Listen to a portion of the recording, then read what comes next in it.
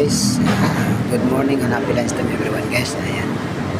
For today's video guys, tayo po ay magmamarket muna guys. Dito tayo sa may mga bigas. Ayan. Mamimili tayo ng bibiling bigas guys na pang 1 week or 2 weeks. Lating kapan guys. Nahanap natin yung kupandan.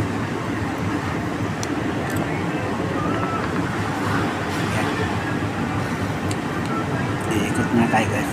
Hanapin natin yung kupandan kasi yun po ang ating target ngayon guys. So, wala dito sa ibang store na.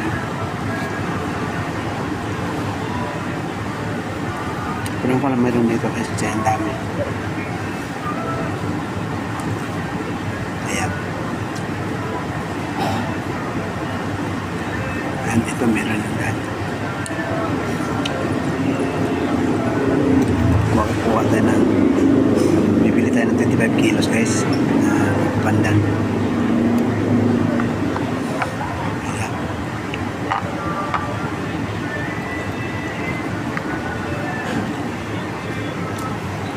And thanks for watching.